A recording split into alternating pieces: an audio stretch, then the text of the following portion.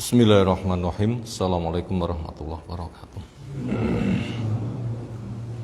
Alhamdulillahirabbil alamin. Walladzi arsala rasulahu bil huda wa dinil haqq liyudhhirahu 'ala dini kulli. Wa kafa billahi syahida wa asyhadu an la ilaha illallah wahdahu la syarikalah. Wa asyhadu anna Muhammadan abduhu wa rasuluh. Allahumma shalli ala Muhammad wa ala alihi wa ashabihi wa man tabi'ahum bi ihsanin ila yaumiddin. Ya ayyuhan nas ittaqu rabbakum alladzi khalaqakum min nafsin wahidah wa khalaqa minha zawjaha wa bassa minhuma rijalan katsiran wa nisaa'a wattaqullaha alladzi tasaaluna bihi wal arham innallaha kana 'alaikum raqiba. Wa ba'du, fa inna asdaqal hadisi kitabullah wa khairal hadyi hadi Muhammadin sallallahu alaihi wasallam syarrul umuri muhdatsatuha fa inna kulla muhdatsatin bid'ah wa kulla bid'atin dhalalah wa kulla dhalalatin finnar. Ayyuhal ikhwah, azza subhanahu wa ta'ala, alhamdulillah, syukur, pujian, sanjungan, pengagungan semata kita haturkan untuk Allah Ta'ala yang teriring doa, salawat, salam semoga tercurah untuk Rasulnya Muhammad sallallahu alaihi wasallam. Berikutnya kita masih ada di bulan haram, bulan mulia, yang amal soleh lebih dilipat gandakan, lebih daripada 10 kali, lebih daripada 700 kali, lebih daripada kelipatan yang nggak bisa dihitung karena punya kelebihan di bulan mulia, yaitu bulan Dzulhijjah, pelaksanaan ibadah haji. Semoga saudara kita yang hajinya mabrur. Semoga kita yang sudah haji kemabrurannya terjaga. Semoga kita yang belum haji Allah beri kemampuan segera haji. Semoga berbagai macam kegiatan-kegiatan yang punya nilai pahala haji kita bisa mendapatkan. Karena orang yang dapat pahala haji bukan sebatas yang bisa haji saja. Kalau yang dapat pahala haji sebatas yang bisa haji, berarti ada sesuatu yang hati manusia merasa ada ganjalan sesuatu. Bila mereka tidak bisa mengendalikan, mereka sekronto-ronto. Nasibnya pokok miskin, sampai kaji gak iso. Bejone sing sugih iso kaji. Ternyata kesempatan untuk mendapatkan pahala haji bukan sebatas yang bisa haji saja. Perbuatan apa saja yang pahalanya bernilai haji. Napa mawon? 1, datang di majelis ilmu seperti ini, datang ke masjid, belajar mengajar, punya nilai haji. Maka kalau pengen mendapatkan pahala haji banyak, ya seringo datang ke masjid untuk belajar atau mengajar. Sehingga semuanya punya kesempatan. Kalau ada Pak Kaji, wis kajine ping 17 hebat mboten? Wah, Pak Kaji lek kaji ping 17 hebat mboten? Kalau kita datang ke masjid untuk mencari ilmu, belajar atau mengajar, iso punjul ngungkuli kaji ping 17. Ini kira-kira selama ini majelis ilmu yang sudah kita hadiri berapa kali? Yo, ping pinten? Saya hari ini saja sudah ada majelis ba'da subuh, majelis jam 9 tadi, ba'da asar. Sekarang, berarti sedina padha kaji ping 4 di sana ya. Luar biasa. Makanya Allah itu murah, tinggal kita ngenal apa enggak. Bila kita kenal, kita butuh, Allah itu murah. Kalau ada orang itu sangat semangat yang mengatakan idzan nukthir, kalau begitu akan saya perbanyak. Apa jawab Allah Ta'ala? Nah, ngono tak keh-keh nih, seolah kaya diborong dewi. Yang kadang punya kesan Allah nggak bakal mampu memberi gaji. Oh, jangan begitu. Apa jawaban Allah Ta'ala yang dilewatkan Nabi SAW? Allahu aksar. Pemberian Allah jik luwih akeh ketimbang sing tok gadang-gadang. Nah begitu, tapi banyak. Satu, itu perbuatan walau bukan haji tapi pahalanya senilai haji. Datang ke masjid untuk belajar atau mengajar, semuanya sama. Yang menyampaikan atau pendengar, yang melek atau yang mosok melek lawan ngantuk. Meremnya macam-macam lagi.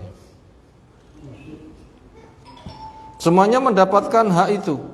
Terus berikutnya apa lagi yang kedua?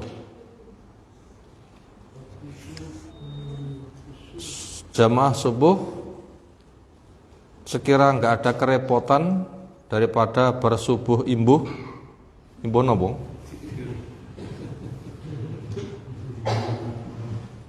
Kalau imbuh kaji, imbuh pahala haji. Caranya tahan diri di masjid, memperbanyak zikir dan jaga kesuciannya. Batal wudu dulu.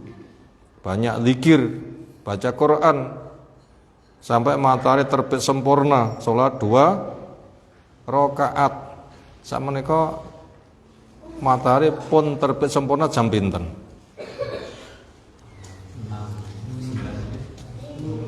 Paling cara ngukur begini, saya pernah ngecek jadwal yang ada masuk subuh tambah ono sak jam 40 menit. Silahkan nanti dicek. Jadi jadwal yang ada, misalnya sekarang jam subuh jam 4.50, jam 4.30, tengah 5. Tambah 1 jam 40 berapa? Jam 6 kurang 10 itu sudah terbit sempurna. Gak lama kan? Sak jam kan sekitar, atau 2 jam dawa-dawa nih. Manjing 2 jam asal pinten? Mancing 2 jam asal pinten? Jenengan budal mancing 2 jam mulio piro banjarane kira-kira? 20.000 sekitar. Itu sudah bagus kan, per jamnya dinilai 10.000. Kadang enek sing mek 4.000, enek sing 5.000, 8.000, 10.000. Kan termasuk bagus itu. Itu sebenarnya itu dunia itu mahal sebenarnya. Akhirat itu lebih murah. Biasanya tiang tuku niku pengen sing apui, mau murah, awet, lek didol larang. Nggih mboten? Barangnya wapi, murah, ngayemne, awet, lek didol larang, badi. Seringnya manusia begitu pemikirannya. Ternyata Allah memberikan lebih daripada itu semuanya. Hanya sekitar 2 jam, itu pun juga sudah mendapatkan nilai haji sempurna. Benisuk 1 bulan haji ping 30. Itu bila kita ambil pagi saja. Apalagi tambah dengan majelis ilmu, banyak. Termasuk kesempatan yang lain supaya mendapatkan pahala haji adalah pahami gedene fadilah haji. Gede mboten? Apa pahala haji? Al-haju al-mabrur laisa lal jaza illa al-jannah. Haji yang mabrur tidak ada balasan yang pantas kecuali surga. Diregani pinten surga niku? Diregani pinten? a'datu li ibadiyas sholihin ma la ainun ra'at wala udun samit wala khatara ala qalbi basar. Saya sediakan untuk hambaku yang soleh kenikmatan surga yang mata belum pernah melihat, telinga belum pernah mendengar, bayang rong tau gaduk. Orang kecebur neraka pengen mentas, andaikan punya dunia bersama isinya bentuknya emas ngenebus kurang cukup, karena terlalu kecilnya dunia. Karena dunia dibanding dengan matahari, bumi dibanding matahari kan kelasnya isi jeruk toh nggih. Dibanding bola basket. Kan kecil sekali kan dunia itu. Di tengkurapnya langit berapa? Jumlah benda sak gede matahari. Gak iso ngitung. Sebenarnya dunia itu mahal sebenarnya. Akhirat itu lebih murah. Makanya fitrah kita suka kepada yang wapik, murah, awet, ngayemne lek didol larang. Sebenarnya kudune itu banyak mencari akhirat. Kerja niku nekakne duit napa tiyang urip pun wonten jatah rezeki.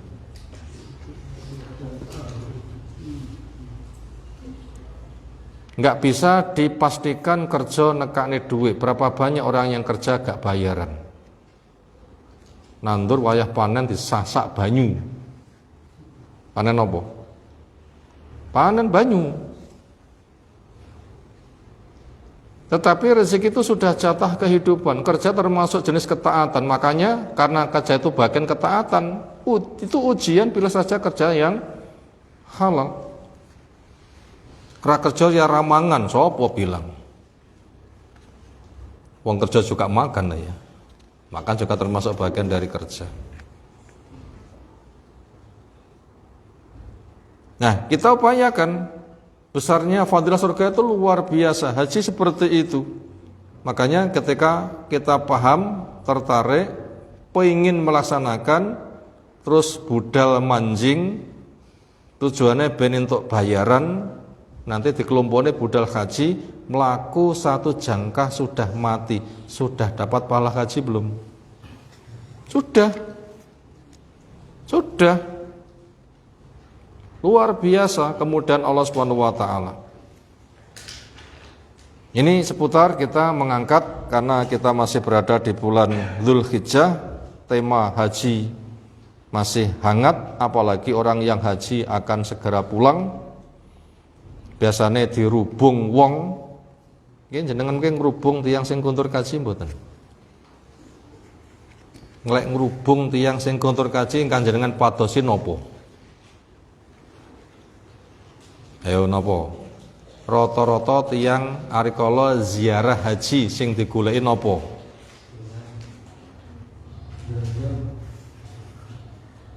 Kalau kangen bagus. Dulurku suwira cedhok aku kangen.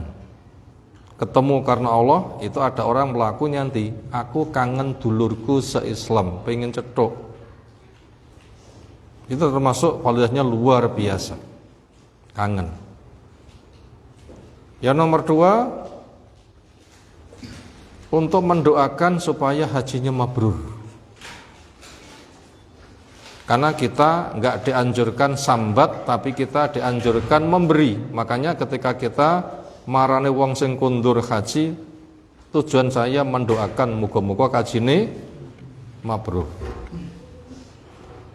Bagus. Itu yang kita tata.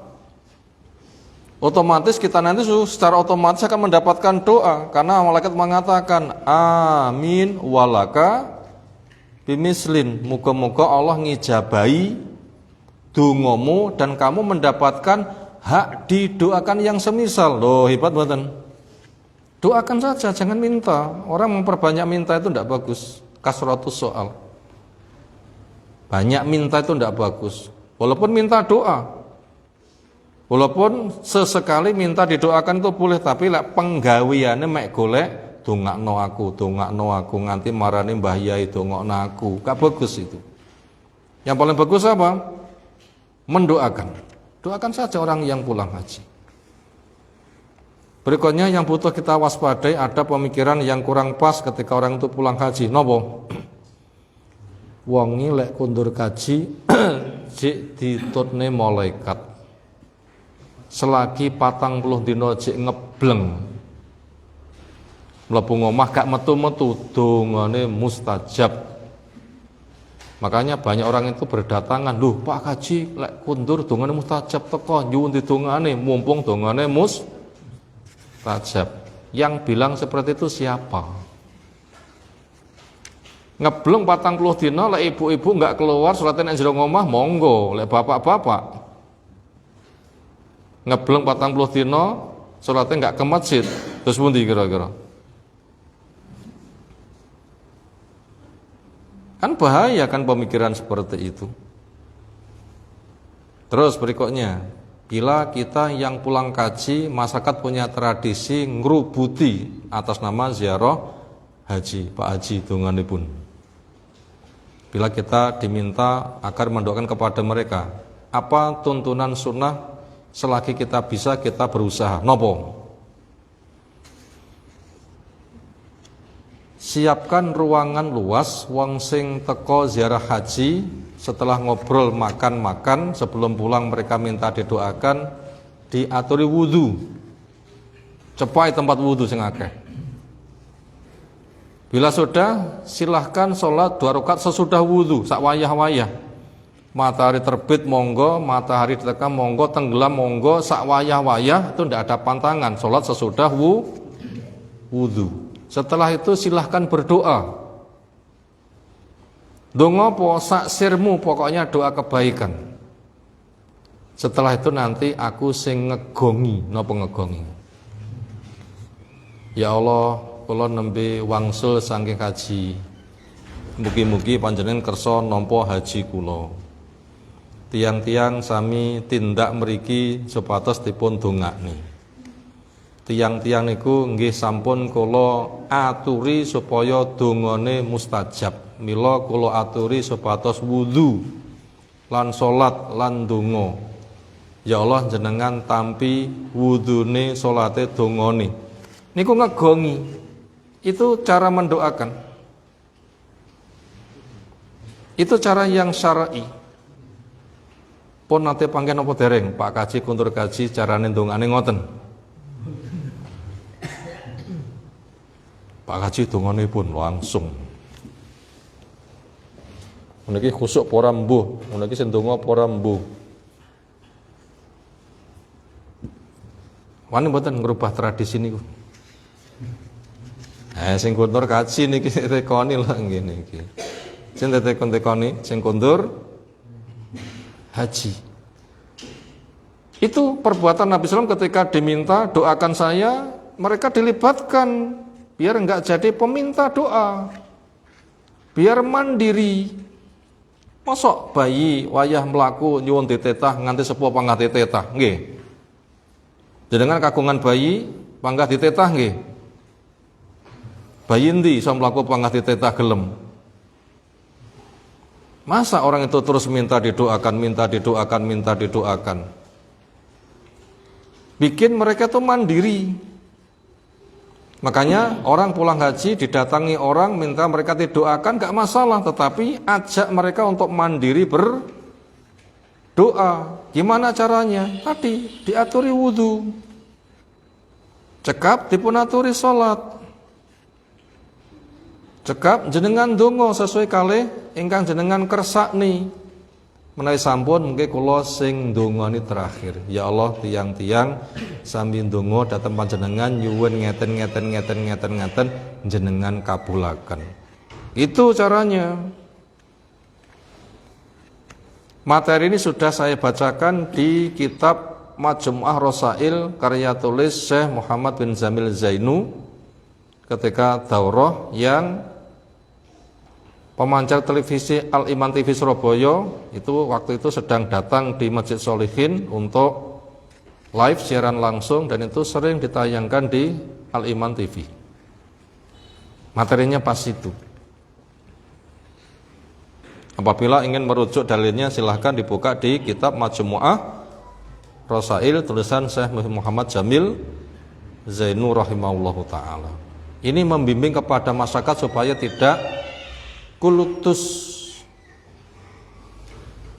Wonge lek kaji dongane mesti mustajab, ngurung mesti. Tiang kaji mesti mabrur napa wonten sing mabur? Sing mabur nggih wonten nggih. Kita memastikan mabrur enggak bisa, tapi kita berharap. Dan kita waspada bila tidak mabrur, tidak ada jaminan. Nah, ini mukadimah yang butuh kita sampaikan, karena momen seperti itu kayaknya beberapa waktu ke depan banyak orang yang hendak kundur haji, maka kita sampaikan semoga mereka mendengar, sehingga ketika mereka nanti pulang haji bisa menerapkannya. Moga-moga sing kundur haji telaten. Cara telaten nyuwen-nyuweni. Sekarang muli ya kon dadak dikongkoni ngoten iki kira-kira. Begitulah memang menegakkan yang hak itu banyak tantangan. Itulah kita dibutuhkan kesabaran. Sehingga nanti tidak ada orang pulang haji dikultuskan bahkan dituhankan. Seolah itu barokai, lek donga mesti kabul. Itu kan bisa syirik kan ya. Sementara keberkahan itu kan sifatnya Allah, bukan sifatnya manusia. Keberkahan itu sifatnya Allah. Tabarakalladzi biyadil mulku. Maha berkah Allah yang di tangannya kekuasaan. Yang ke sana. Berikutnya kita melanjutkan mengkaji kitab Al-Usul As-Salasah, matan kitab Al-Usul As-Salasah, 3 landasan utama, karya tulis Al-Imam Muhammad bin Abdul Wahhab, semoga Allah merahmatinya. 3 landasan utama itu adalah: 1. Mengenalnya seorang hamba siapa Robnya. Yang kedua, mengenalnya seorang hamba siapa apa agamanya. Yang ketiga, mengenalnya seorang hamba siapa nabinya, yang itu akan ditanyakan di alam kubur oleh malaikat, man rabbuka, man nabiyuka, ma dinuk. Poin pertama sudah kita pelajari karena bukunya juga hampir habis. Poin kedua juga sudah kita pelajari. Poin yang ketiga, kesempurnaannya. Itu tentang mengenal pada nabi, tentang nasabnya nabi sudah kita pelajari. Seluk-beluk kiprah dakwah nabi pun juga sebagian sudah kita nukilkan. Bila hendak ingin melihat perinciannya silahkan dibaca di buku sirah. Yang itu juga menjadi materi kajian yang tervideokan di malam Ahad kedua dan 4 di Masjid Nurul Huda Burengan Kediri. Itu spesial mengkaji masalah apa? Sirah, sejarah. Sekarang saya rangkumkan apa yang saya sampaikan kemarin di malam Ahad kedua kemarin tentang sirah, karena permasalahannya hijrah, karena materinya hampir berbarengan, hampir sama. Yaitu di tahun 10 kenabian apa saja peristiwa yang menimpa Nabi? 1. Meninggalnya sang paman. Berat sekali derita Nabi, karena menjadi secara kemitraan kerjasama sebagai pelindung di alam kemitraan, karena sangat wibawa. Lek Abu Thalib jek urip wong ganggu Nabi sungkan, karena wibawa punya kekuasaan nanti bisa duel, sungkan. Dengan meninggalnya mereka leluasa mengganggu Nabi. Meninggalnya seorang istri sinten? Bu Khadijah radhiyallahu anha. Kayak separuh kehidupan ngoten iki. Istri basa Jawane napa? Garwa niku napa? Napa sigarane nyawa niku? Artinya mitra yang seiring. Kehilangan mitranya pincang. Sehingga mereka semakin leluasa mengganggu Nabi, karena juga wibawanya Bu Khadijah luar biasa, apalagi pendanaannya. Apalagi ketentraman jiwa, itu mati juga. Akhirnya berat di Mekah, dakwah dialihkan ke Taif. Berarti kalau gitu orang-orang yang melindungi sekarang wonge metu, ya sudah lepas perlindungannya, wonge hilang. Maka bila mau balik nanti masih sibuk cari perlindungan lagi, cari orang wibawa yang mau melindungi. Ternyata dakwah di Taif juga nihil. Bahkan sikap mereka bisa dibilang lebih keras daripada sikapnya wong Quraisy yang kafir. Sampai Nabi SAW itu terusir, dilempari, dikerahkan budak-budak dan semisalnya sampai luka berat. Wong Jawa mengatakan babak bunyak. Sampai datanglah malaikat Jibril membawa mengajak malaikat penjaga gunung. Dari balik awan akhirnya ketemu. Setelah dikenalkan, dipesankan, dia malaikat penjaga gunung, bisa kamu perintah. Kamu diberikan kewenangan. Kayak penduduk Taif yang menghinakan kamu, dakwahmu, kamu pengin mereka ditimpangkan di belegi gunung, malaikat siap. Gunung sak blekan porong blekan. Ini kira-kira gedene gunung di tangan malaikat ibaratnya nopo? Sego sak puluk nggih. Gede pundi gendonge karo malaikate? Nggo gede malaikate. Malaikat niku gedene antara kuping kalih pundak iso perjalanan 100 tahun nggih. Gede mboten? Nek ditimbang pira-pira bobot ini? Pomo manusa sakmul gedhe niku ora sedina niku wayah jatah mangane pira-pira. Tanpa makan kuat. Makanya kekuatan bukan sego tetapi Allah, la haula wala quwata illa billah. Sego termasuk sebab kita beramal soleh saja. Wis enak pahala ngoten nggih. Tambah penak lagi jane ngoten niku. Tapi jangan dituhankan. Ora mangan ya ora wareg, ora tenaga. Siapa bilang malaikat gak mangan juga kuat-kuat? Apa kata Nabi SAW? Enggak. Saya mengharapkan nanti ada di antara anak turunnya yang mau menerima Islam ini. Ternyata Taif itu markas, termasuk markas dakwah Ibnu Abbas bisa dibilang di Taif. Itu luar biasa itu sejarah sana itu. Nah, ketika pulang, turunlah surat jin, turunlah surat Al-Ahqaf, cerita tentang jin datang cari ilmu, pulang dakwah. Jin datang cari ilmu, pulang dakwah. Kira-kira wonten mriki wonten jine mboten sing teko melu ngaji? Kira-kira mereka kenal kepada kita, cuma kita yang enggak kenal. Allah menyebutkan innahu yarakum wa qabiluhu min haitsu la taronahum. Iblis dan makhluk semisal dia bisa melihat kamu, tapi kamu gak bisa melihat mereka. Saya yakin banyak di sini jin-jin muslim. Kenapa? Wa'id sorofna ilaika nafaram minal jinni yastaminul Qur'an. Ingatlah ketika saya hadirkan kepada kamu sekelompok jin untuk nyimak Al-Qur'an. Falamma hadur an situ, ketika hadir ngongkon koncone kon meneng.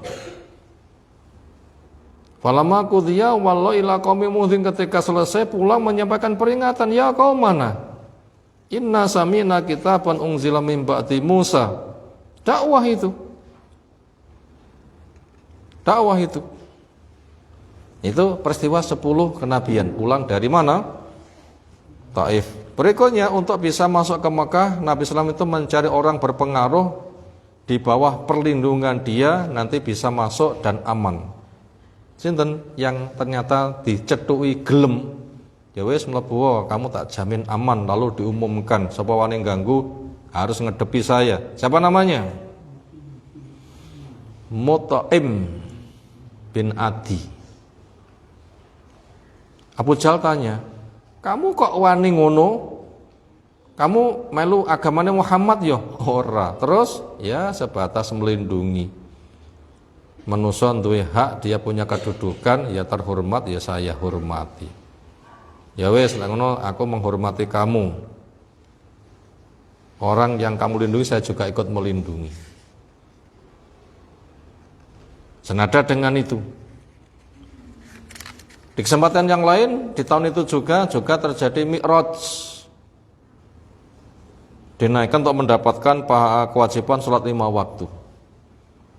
Lalu ketika datang tahun ke-11 kenabian, ketemu sekelompok dari orang-orang Madinah, 6 orang pilihan. Mereka ngobrol, Nabi datang, didakwai, ternyata mereka siap masuk Islam.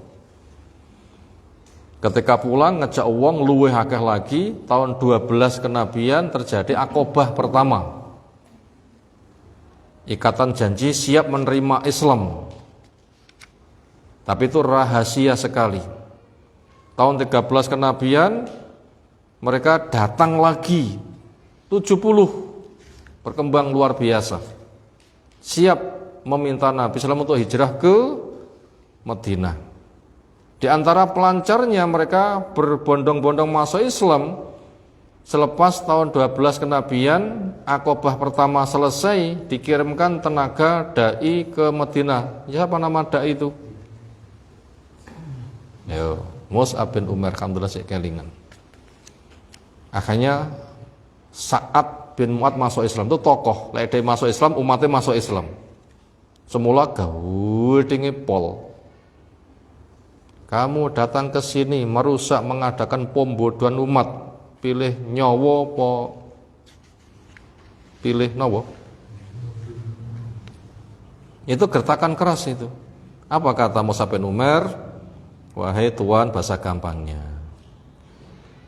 Tradisi seorang pemimpin itu kan klarifikasi dulu. Tidak ada salahnya toh panjenengan kerso pinara. Saya jelaskan dengan gamblang sebenarnya apa sih yang saya bawa.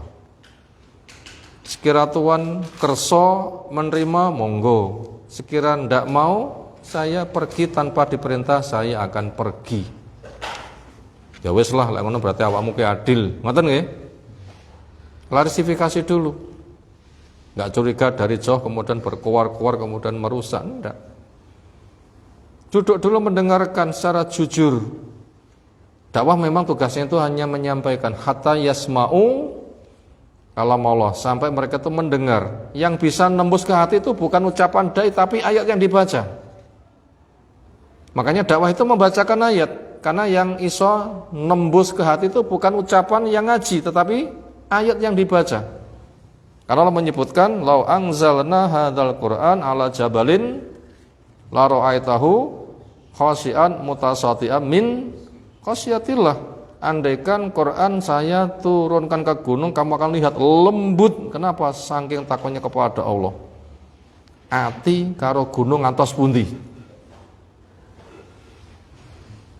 Selagi jek mengikuti fitrahnya, jek atas gunung. Lek gunung atas lembut, nanti enggak seberapa atas, berarti lebih berpotensi. Tapi lek bila sudah enggak cocok dengan fitrahnya, ati luweh atas daripada gunung. Kal hijarati au asyaddu qaswah. Watosi kaya watu bahkan malah ngungkuli. Atine sapa? Atose ngungkuli watu. Atine Iblis, atine Namrud, atine Fir'aun, Qarun, atine Abu Jahal, Abu Lahab. Nah, seperti itu. Ternyata begitu mau duduk, dijelaskan, dibacakan ayat, langsung berubah rona wajahnya. Yang semula nada wong begis-begis saking gawadinge, sekarang lembut bercahaya. Alangkah indahnya apa yang kamu bawa. Untuk bisa memasuki agamamu caranya gimana? Monggo Tuan silahkan mandi. Bila sudah nanti ke sini ikrar 2 kalimat syahadat. Masuk Islam begitu pulang, kaum kaget. Budalmu karo mulihmu kok beda? Budalmu mengkis-mengkis, mulihmu kok sekarang ajar ceria. Enak apa? Diceritakan. Setelah itu di ultimatum. Sopo-sopo sing butuh aku mlebu Islam. Ra masuk Islam rasa cethuk aku. Gadah wibawa tiyang muni ngoten niku. Lek kita sami marani wong muni ngono ora terus mesti kira-kira. Kang awakmu ki sapa? Enggak semua tokoh itu. Ada Pak Kami Tuwo, ternyata di demo masyarakat gara-gara ragilem selamatan. Terus itu tadi Kami Tuwo melihat. Tapi dia enggak. Ia tanya, kaum, siapa saya di tengah kalian? Kau orang terbaik di antara kami. Pendapatmu yang paling baik. Itulah yang kami ikuti. Kalau begitu, saya masuk Islam ikut. Luar biasa. Dengan sebab itulah orang berbondong-bondong, makanya tahun 13 kenabian ketika terjadi Aqobah kedua, sudah berkali lipat itu jumlah yang masuk Islam. Itu yang militan saja, tokoh penting. Bukan masyarakat umum, yang masuk Islam itu militannya saja. Tokoh-tokoh penting, pomo pasukan ya panglima perangi yang mewakili 70. Lek wong sita mewakili 70 pun pinten kira-kira sing masuk Islam pisan. Andaikan begitu, akhirnya mereka minta pada Nabi SAW, bila engkau berkenan, kami akan memboyongmu, datanglah kepada kami, akan saya bela dakwahmu. Kami enggak lilo, kamu merana terus, mosok 13 tahun dakwah terlunta-lunta terus, kami boyong ke daerah kami. Abbas yang mendampingi notok kepada mereka. Notok napa ngantep? Notok kalih ngantep napa nih? Wani rabi. Ngopeni anake wong. Wani tenan. Nek wani tak tembung nih. Niku jenenge napa jenenge? Ditotok napa diantep? Sinten sing riyen badhe rabi ditotok dhisik ngoten niku. Nek wah niku tak tembung nih. Wonten mboten kira-kira? Napa rotok mulah malih ngoten. Kudu wani kudu ora wani-wani angas ngoten. Kata Abbas, dia di tengah kami dicintai, dimuliakan, dilindungi. Bila kamu bawa ke negerimu, apakah kamu mau melindungi dia lebih daripada atau sama dengan kalian melindungi pemimpin kalian, harta kalian, keluarga kalian, istri kalian, anak kalian, wong tua kalian? Lek siap melindungi, tak cul nih, lek ora gak usah. Mereka siap. Itulah akhirnya yang hijrah-hijrah sekarang dialihkan menuju ke Madinah. Yang semula kemana-mana dapat info berbuyun-buyun menuju ke Madinah, termasuk yang ke Habsi, Ethiopia, juga akhirnya hijrah ke sana. Itu tentang pembahasan hijrah. Pembahasan terakhir kemarin kita telah membaca tentang dalil hijrah. Dan orang itu harus hijrah. Hijrah maknanya meninggalkan Mekah menuju ke Madinah di kala itu. Karena Mekah full kesyirikan, Madinah siap menerima ketauhidan. Tapi hijrah model kayak begitu terbatas ketika Mekah sudah masuk Islam, hijrah Mekah Madinah sudah habis. Tapi hijrah untuk makna global, meninggalkan kebodohan kepada ilmu, terus berjalan. Meninggalkan dosa menuju ke ketaatan, terus berjalan. Meninggalkan bid'ah ke sunnah, terus berjalan. Meninggalkan syirik ke sunnah, terus berjalan. Hijrah punya makna itu terjadi sampai hari kiamat. Dan orang itu harus hijrah. Bila tidak, mati dikuasai oleh tradisi setempat, maka seolah alasannya tidak terima. Kenapa kamu tidak hijrah? Kami lemah. Alam takun ardullahi wasi'ah. Allah itu kan punya bumi sing jembar. Kan masih banyak tempat yang aman. Kenapa kamu mau terbelenggu oleh tradisi? Sementara kamu bukan perempuan, kamu bukan anak-anak, kamu bukan orang jompo, kamu punya kemampuan. Itu yang mampu hijrah itu harus hijrah. Anak-anak, perempuan, orang jompo nggak ditindas, kenapa? Ya mereka malu masa menindas orang yang nggak punya kemampuan. Rata-rata gitu kan. Nah begitu. Makanya ketika mereka mati nggak mau hijrah pada mereka itu mampu, disalahkan. Makanya hijrah punya makna di atas itu akan terus la tangqatiu al hijratu hatta tangqatia atau batu wala tangqatiu atau batu hatta tatul asyamsu min maghribiha. Tidak akan habis potensi hijrah sampai habis potensi tobat. Selagi tobat jadi tompo, di situ ada hijrah. Dan tobat tidak akan putus sampai matahari terbit dari barat. Bila matahari terbit dari barat sudah nggak diterima tobat. Sekarang masih di timur atau sudah dari barat? Maka besok pagi mumpung belum datang, malam hari segera tobat. Malam hari belum tobat maknanya masih membela kekafiran. Sesuk-esuk mestine sengenge jebus dari timur. Timur niku mriko napa mriko? Rumah sekolah timur niku mriko. Kula sepurane prene madhe panggah ngidul mawon iki selate. Ya apa menek kene bingung lagi. Soalnya Padang Pasar malah luwih bingung malah. Itu bila sudah terbit dari barat, yang semula orang itu kafir, lalu tobat gara-gara kaget. Tobat kagetan kayak begitu nggak diterima. Tapi kalau memang sebelum terbit dari barat itu sudah sebagai mukmin, insya Allah itu walaupun sudah dari barat terbitnya itu tetap diterima. Tapi wong sing tobate karena tobat jenis kagetan tadi itu tidak diterima. Makanya kita supaya segera. Dan selama ini kita sudah jadi mukmin atau belum kita tidak tahu. Jadi muslim iya. Jadi mukmin atau enggak kita belum tahu. Islamkah kita? Iya. Mukminkah kita? Insya Allah. Memastikan tidak bisa. Insya Allah. Makanya perbanyak tobat, perbanyak istighfar. Wa Isa menceritakan sapa sing buka bukune kok istighfare aku bejo. Kira-kira kita sami obah saobah ingkang kita tandangi napa niku sing ketulis. Kira-kira napa kira tulisane? Video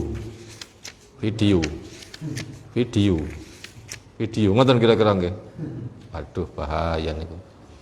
Lek buka samkopa istighfar bejo. Perbanyak istighfar. Sekarang ujian video banyak kan? Nyekel HP napa sing paling akeh sini? Nulis ada batasnya, telepon enek batase. Wong sing berlama-lama ndelok HP napa jane sini sing didelok. Yes video ngono ae. Itu di Facebook, di YouTube, di Twitter, di tweet-tweet liyane embo. Macam-macam kan itu. Tapi ujung-ujungnya kan pangkah video wae itu. Apa itu rata-rata isine? Itu campur aduk. Makanya kita berusaha memperbanyak video ketika di-share, semoga mereka sawang sak nyawang nanti menemukan kajian, akan datang suatu kesempatan nanti dipelototi, akan diputar, semoga dikala itulah nanti hidayah akan masuk.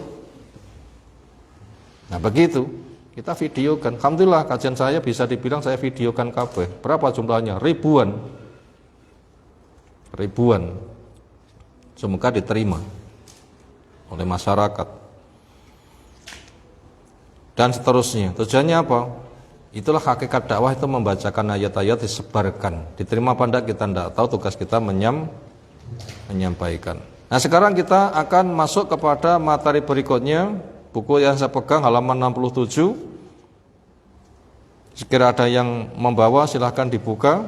Awalnya masing-masing memegang, suwe-suwe kadang terpegang, kadang enggak, kadang ya carry bareng. Atau di halaman yang lain disesuaikan, andaikan beda paling hanya beberapa saja. Falamma istaqarra bil madinati umira bi baqiyati syara'il Islam. Misli zakah was saumi wal haji wal jihad wal adhan wal amri bil ma'ruf wan nahyi 'anil munkar wa ghairi dzalika min syara'il Islam. Falamma maka tatkala Istaqarra, beliau sudah berdomisili, bertempat tinggal. Bil Madinati, di Madinah. Umiro, beliau akhirnya diperintah bi baqiyati, untuk melaksanakan sisa-sisa syara'il Islam, dari syariat Islam. Yaitu setelah dibangun fondasi, membangun berikutnya sampai sempurna. Sisa-sisa Islam yang belum terlaksana ketika di Madinah, di sana bisa disempurnakan.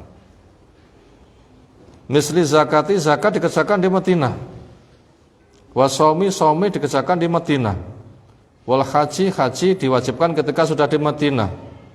Wal jihadi, jihad punya makna perang, diwajibkan ketika juga sudah datang di Madinah. Wal adzan pun juga demikian. Wal amri bil ma'ruf wan nahyi anil mungkar, sempurnanya itu semuanya juga dikerjakan di Madinah. Wa ghairi dzalika, dan yang lain-lain min syara'il Islam, dari syariat Islam. Nabi kita akhirnya juga nyusul hijrah ke Madinah tahun berapa? Tahun 13 kenabian. Karena di Mekah selama 13 tahun. Tentunya sesudah baiat Aqobah kedua. Karena mereka sudah siap memboyong, siap membela. Orang yang sudah siap berangkat duluan digerakkan ke sana, dan itu berat.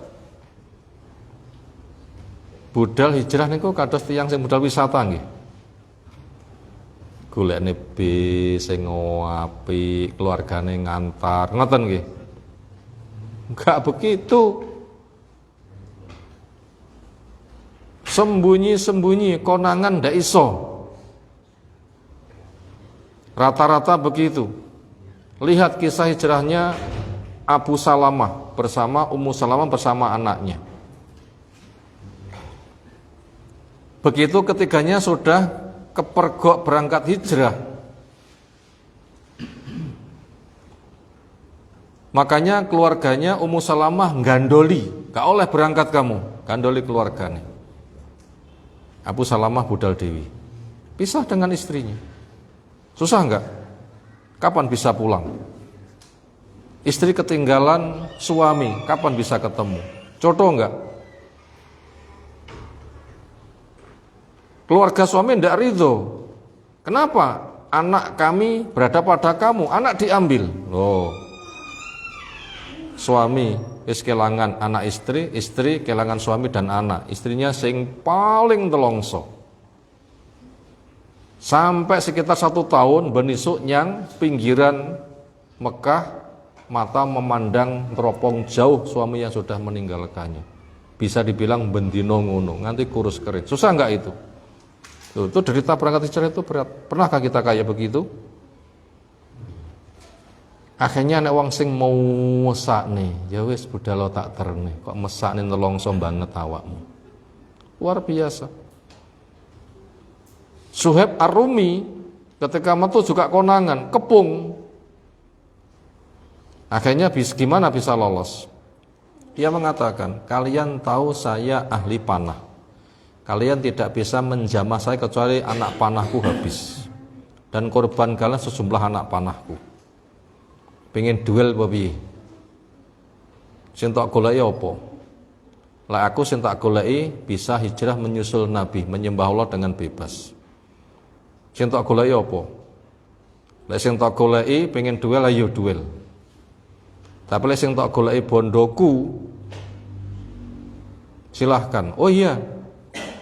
Gak mungkin kau bisa keluar kecuali hartamu kamu tinggal. Kamu dulu masuk sebagai orang miskin, sekarang kamu kaya. Ndak bisa harta kami kamu bawa. Ya wis. Bondoku lek tak colne, apakah ada jamin kalian melepas saya? Ya. Bondoku nek kono, nek kono, nek kono, sudah kamu ambil, biarkan saya berangkat. Kita nanti ngoten niku. Duh, berat itu hijrah itu.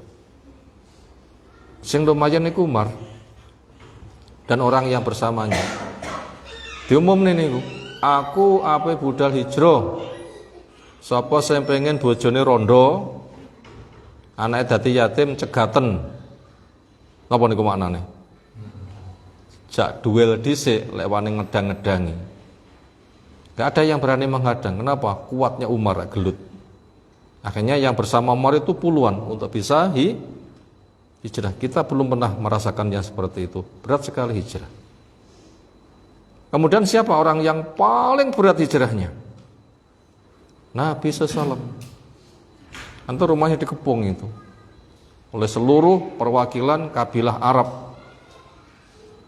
Itu ide Abu Jahal yang disetujui iblis. Dan itu adalah ide yang paling iblis. Apa idenya? Kita ambil seluruh perwakilan suku Arab untuk ngepung si Muhammad. Apabila keluarganya Muhammad menuntut, nggak mungkin mereka akan membunuh seluruh kabilah Arab. Paling-paling siap nompo imbalan nonta, satu sonto selesai. Itu yang disetujui oleh siapa? Iblis. Akhirnya mereka mengepungnya ketat. Gimana langkah Nabi SAW? Sudah menyiapkan Abu Bakar sebagai teman dan 2 onta yang disiapkan Abu Bakar. Pantasnya budale ngalot tapi lek njamne nek kidul.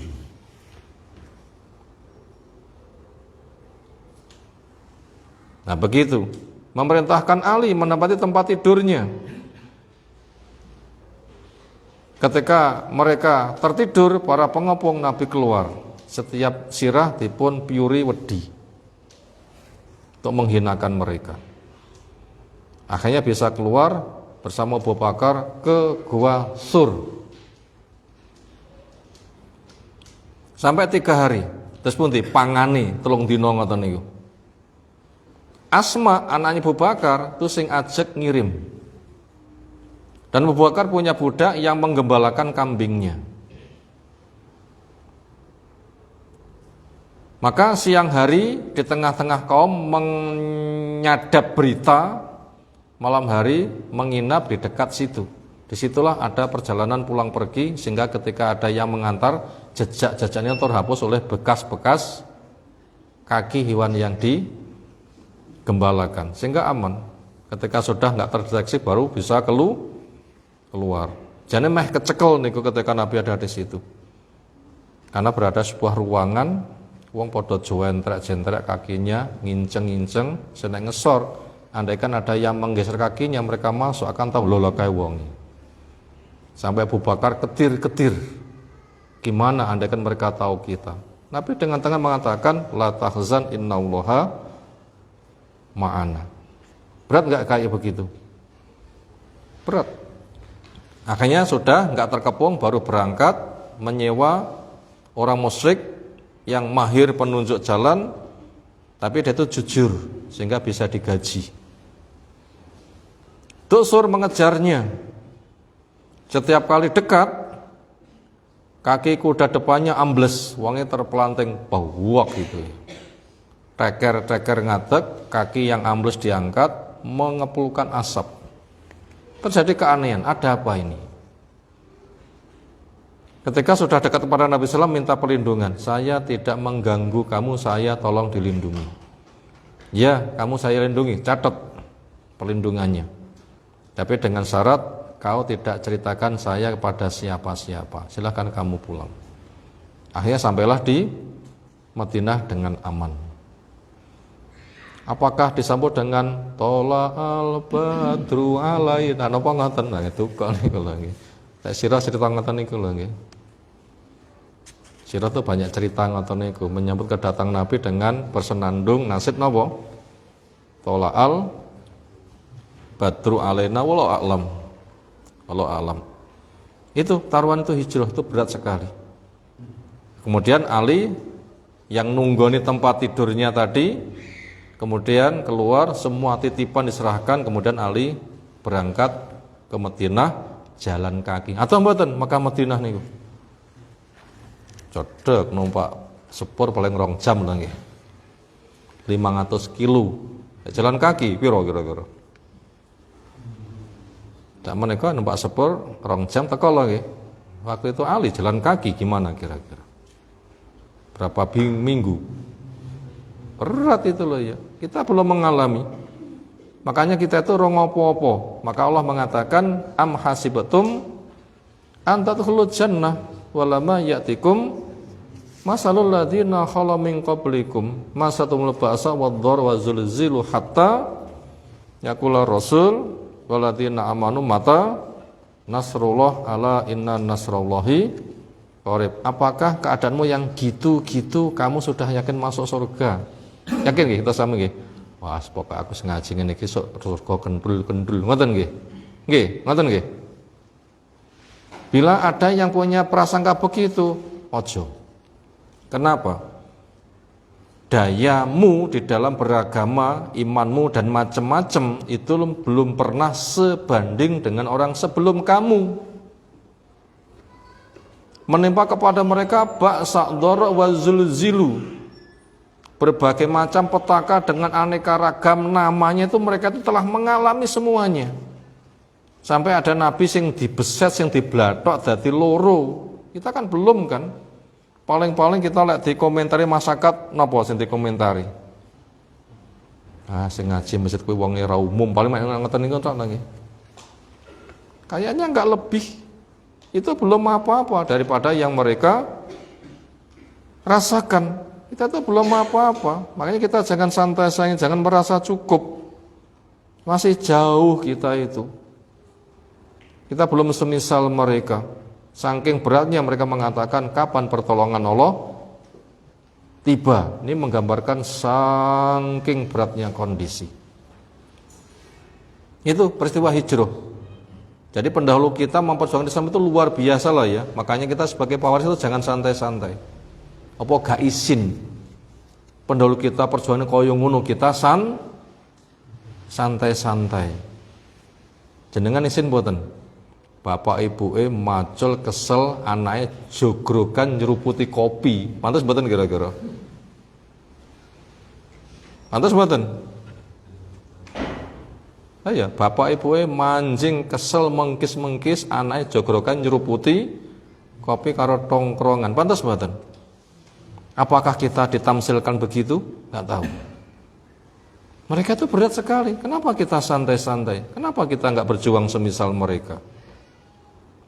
Andaikan kita semisal mereka belum tentu semisal, apalagi enggak semisal mereka. Lalu jadi apa? Makanya kita ditegur dengan ayat di atas. Nah begitu. Nah kita jeda sejenak kepada muadzin, mau adzan disilahkan. Insyaallah nanti kita tambah beberapa menit kepada muadzin, fadhil untuk beradzan.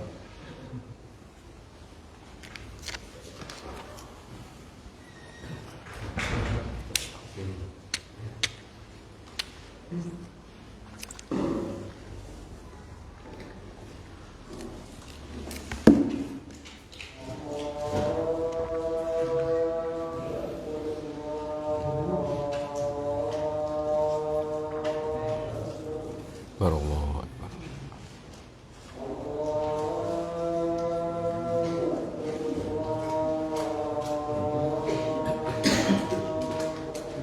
Allahu Akbar.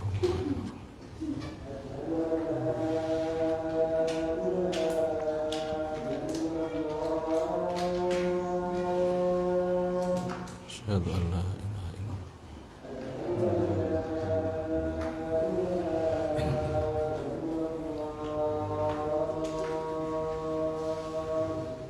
Asyhadu an la ilaha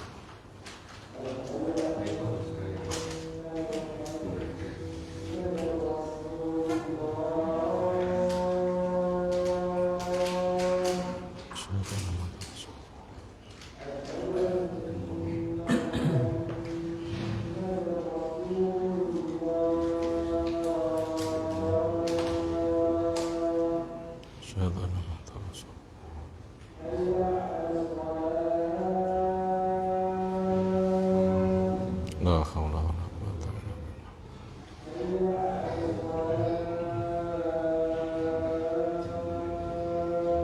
La haula wala quwwata illa billah.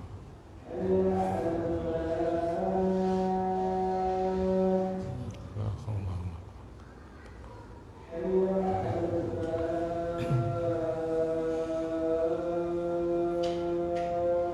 la haula wala quwwata illa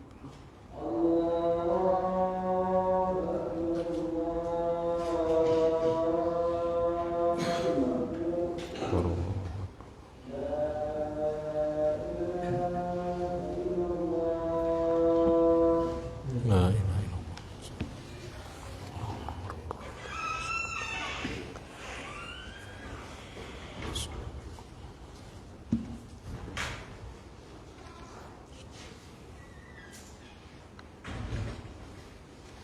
Alhamdulillah adzan berkumandang, kita mendengar bisa menjawab, kita bersolawat, kita berdoa, semoga kita dapat syafaat Nabi SAW. Nanti dipanggil, Fulan bin Fulan silahkan kamu masuk surga. Apa syaratnya? Akidahnya bertauhid, ada adzan dijawab, bersolawat, berdoa, kemudian menegakkan sholat. Dua rukun Islam, duanya jadi kunci utama mendapatkan syafaat, maka jawablah adzan. Fadilahnya luar biasa besar. Itu tadi perincian dari apa yang telah kita baca tentang hijrahnya Nabi Shallallahu Alaihi Wasallam. Ketika sampai di Madinah, apa pertama kali yang dikerjakan Nabi? Jawab, membangun masjid. Makanya kita dakwah di masyarakat itu lewat masjid. Sebuah daerah dikatakan daerah Islam, napa tandane? Berdiri masjid, berkumandang adzan, orang sholat. Sudah daerah Islam itu. Penguasanya kaya apa rupane duka. Ijo napa kuning, napa abang, napa ireng lho mboten sumerep. Ciri khasnya berdiri masjid, berkumandang adzan, orang jamaah. Aman, itu tanda daerah Islam. Walaupun kadar orang per orang itu berbeda-beda. Bijine padha mboten, orang per orang. Enggak sama, tapi itu daerah Islam. Dan kita wajib bersyukur. Di daerah kita masjid bisa berdiri? Bisa. Berkumandang adzan keras? Iya. Kita ke masjid enggak ada gangguan? Bisa sholat dengan khusyuk? Ini daerah Islam, syukuri. Itu sebagai sarana dakwah. Jangan kritik penguasa, tapi kritiklah diri sendiri, keluarga dan lingkungan. Karena warna penguasa warna keluargamu, warna masyarakatmu. Masyarakatnya ireng, pemimpinnya so putih, sulit. Apabila ada tidak disyukuri berat, tidak disyukuri ya insya Allah bisa. Tapi banyak yang nggak syukur. Semoga saja bangsa ini bisa syukur. Bisa syukur insya Allah nanti baik. Tapi bila nggak saya syukur bahaya. Makanya yang paling utama adalah sambutlah kebaikan. Sambutlah kebaikan. Bila kritik diri sendiri. Tobatlah, istighfarlah. Itu masjid yang dibangun, itu media. Dan kita mudah. Kita punya anak-anak, kita kumpulkan, kita isi kegiatan, kita jadikan keluarga kita untuk menegakkan. Semoga yang lain nanti akan gabung. Dari situ kita membangun peradaban lewat keluarga. Nabi Ibrahim membangun peradaban lewat nopo? Nabi Ibrahim membangun peradaban lewat nopo? Lewat istri, punya anak, membangun Masjidil Haram, ngumpul suku Jurhum, beranak pinak. Itu cara membangun peradaban. Gak lewat peperangan, tapi lewat masjid, lewat pendidikan. Karena yang tua mati, yang muda mengganti. Siapkan generasi robbani, generasi yang punya ilmu, ketaatan, dakwah. Ini kunci membangun peradaban. Ini marak, insya Allah nanti masa depan cerah. Masa depan cerah. Itu sisa-sisa syariat dikerjakan ketika fondasi kuat, lalu membangun bangunan di atasnya, itu dengan masjid. Dengan masjid nanti bisa berdakwah, bisa cari ilmu. Kemudian kewajiban puasa tahun berapa diwajibkan? 2 Hijriah. Zakat kurang lebih tahun 9 Hijriah, berkaitan dengan kepulangan mereka dari perang Tabuk. Haji 9 Hijriah. Hajinya Nabi tahun 10 Hijriah. Tahun 8 belum, masih umroh. Nah, itu penyempurnaan syariat Islam. Kemudian di sana juga ada semakin ramainya masjid, berkumandang adzan, kalimat tauhid, terutama setelah Mekah ditaklukkan menjadi wilayah kaum muslimin, sehingga berhala hilang semuanya. Yang ada tauhid dengan Allahu Akbar, sujud kepada Allah. Yang semula banyak orang sujud kepada berhala yang ada di Masjidil Haram karena rekayasa wong musyrik.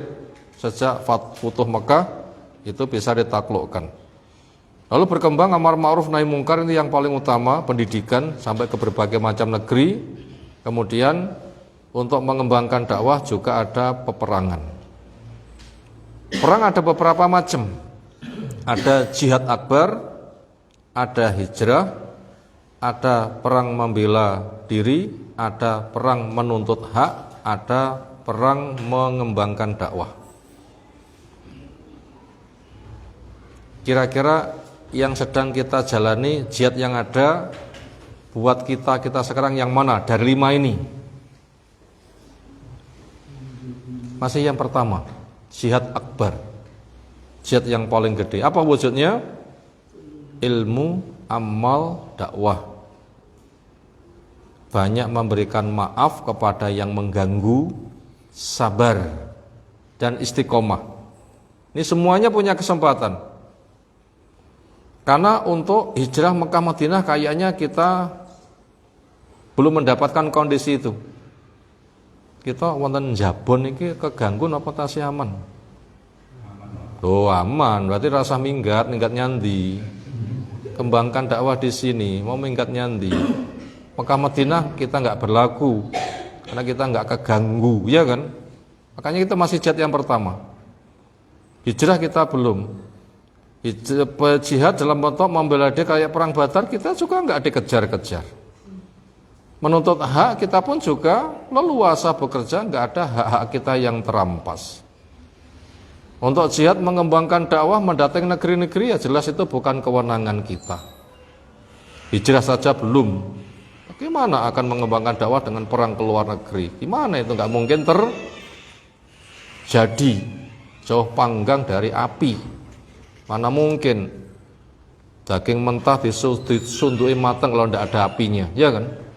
Masih jauh panggang dari api. Yang ada tuh jihad yang pertama. Yang ini ada 6 hal tadi. 1, ilmu. 2, amal. 3, dakwah. 4, hanya memberikan maaf. 5, sabar. 6, istiqomah. Ini masing-masing dari kita punya kesempatan.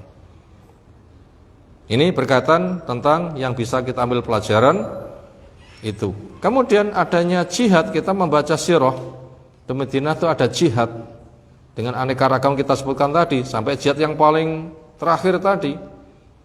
Datang ke negeri sana taklukkan, ke negeri sana taklukkan, negeri sana taklukkan, Persia Romawi takluk. Itu adanya di Madinah.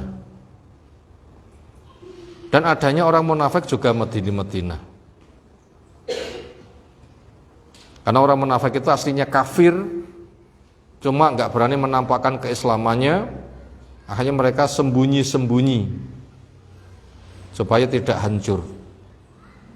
Makanya ayat-ayat cerita tentang munafik semuanya turun ada di Madinah, bukan di Mekah, tapi ada di Madinah.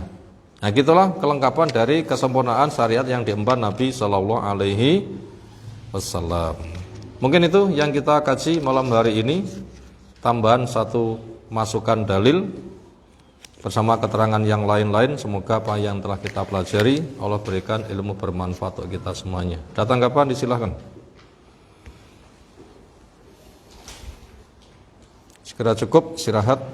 Subhanakallahumma bihamdika asyhadu an la ilaha illa anta astaghfiruka wa atubu ilaik. Assalamualaikum warahmatullahi wabarakatuh.